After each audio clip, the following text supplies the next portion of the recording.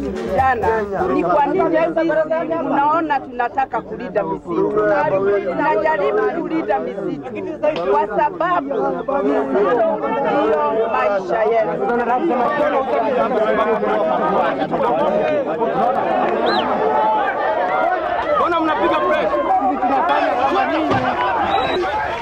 We want honesty. We want justice. If you're going to shed blood because of our land, we will. We are used to that. Our forefathers shed blood for our land. We will do so. This is my blood. And it reminds me of the blood that Wayaki shed trying to protect Karura Forest.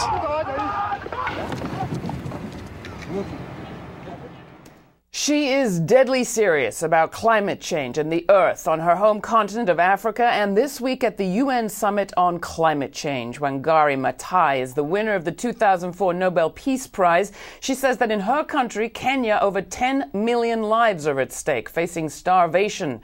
Their crops are failing, their children are hungry, and their fields are parched due to decades of environmental neglect and climate change. Dr. Wangari Maathai is the founder of the Green Belt movement, which has planted more than 40 million trees since its founding, and she's the author, most recently, of The Challenge for Africa. I'm very proud and happy to have her here with me at GRITtv. Dr. Maathai, thank you so much for coming. Well, thank you for having me. You made a very strong pitch to the world leaders gathered at the UN this week. What did you call for that from them? Well, we wanted first and foremost to let them know that what we are talking about is a matter of life and death, and that is happening as we speak, and that it is they, as leaders, as heads of states, who can make the difference, because they will give the instructions to their negotiators, to their delegates. And so we wanted to, remember I was speaking on behalf of the civil society of the world, and so we wanted the leaders to know that it's they who will make a difference in Copenhagen. And they should personally go to Copenhagen and be willing to commit to a very serious, a very ambitious, a fair, and abiding commitment. The Kyoto protocols are expiring. Copenhagen is the next great hope for a new world agreement. Talk about those 10 million lives at stake in Kenya. Who are they and what's risk? These are ordinary people in Kenya. These are farmers. These are pastoral communities. And people who know about Africa, a large number of our populations are pastoral. So they depend very much on rainfall, on grasses. They move about with their animals. In the landscape, you can literally see carcasses of animals, both domestic and wild, dying of thirst, of hunger, and people migrating to where they think they might get water or get food.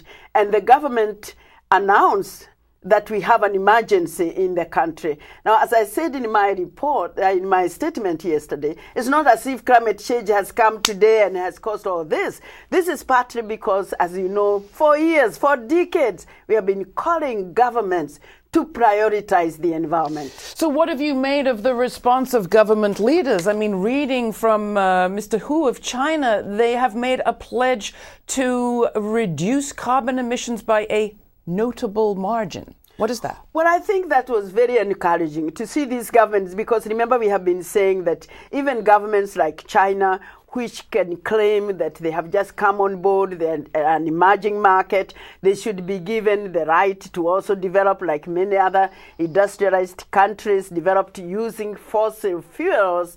I'm very happy to see them committing, because we just can't do business as usual anymore. But committing to what notable levels? Well, I think that they say notable, but I am quite sure this is a politics, and they probably don't want to put any figures on the table as yet, because we still have a few weeks before we get to Copenhagen. But I'm really hoping that they will eventually, when they get to Copenhagen, they have to put those commitments to real numbers. Here's the statement from Barack Obama, a clip of it yesterday at the United Nations. Take a look. The security and stability of each nation and all peoples, our prosperity, our health, and our safety are in jeopardy. And the time we have to reverse this tide is running out. And yet, we can reverse it.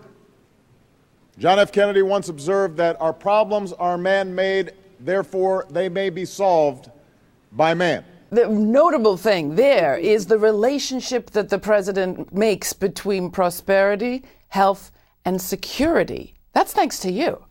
Well, as you know, one of the reasons why we got the Nobel Peace Prize is because we had managed to bring in the issue of resources, competition over resources. And we said that we live on a planet where resources are diminishing, that we are going to compete for these resources because population continues to increase, the land does not increase.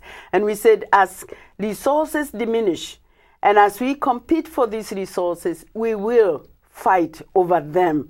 And so to preempt a lot of conflicts in the future, including for resources that are extremely essential for life, like water, we need to develop new global mechanisms that will help us to live in peace with each other, despite the fact that we can only use the resources we have. We are not going to expand the water or the land. And I think one of the most important things that I've felt President Obama brought to the table is the commitment of the United States of America. As you know, for almost 10 years, we have been mourning the fact that the United States of America did not sign the Kyoto Protocol. The fact that they are on board, they are engaged, they are engaging, and they will be in Copenhagen with a positive attitude towards that something needs to be done, and even admitting that we are dealing with human-induced activities, that the denial that some people still wants to put on the table, that the science is wrong. And I say the science may be wrong because none of us really has been involved. I haven't. But I want to say that if 4,000 scientists from all over the world are wrong, I would rather go with them because I don't see what is the number of those who are saying that the 4,000 are wrong. You have also said what is wrong with us making our economies and our environment more sustainable regardless. Anyway, because we win anyway. Talk a bit about what's happening in the Democratic Republic of Congo and how this is playing out there, the relationship between trees and war.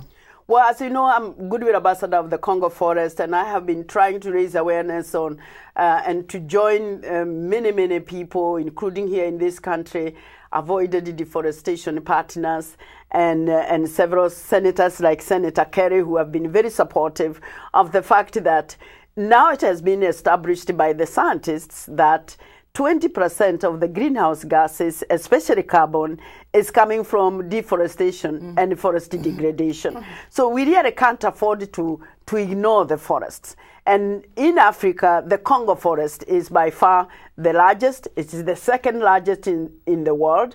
The largest is in Latin America, the Amazon. The third largest is in Southeast Asia. Now, these three tropical forests are extremely important and are often referred to as the lungs of the planet. So we want to see forests being included in the whatever mechanism comes out of Copenhagen. And of course, in the Congo region, one of the biggest threats is lack of peace, the wars, the conflict that is partly over the resources in there, which of course works it out in the form of political competition for these resources. And unfortunately, as you saw when the Secretary of State Hillary Clinton was recently in Africa, and she visited the eastern part of the Congo, and she was horrified by the issues that are especially affecting women. So although we are trying to save the forest, we also know that without peace, it's very difficult to do it.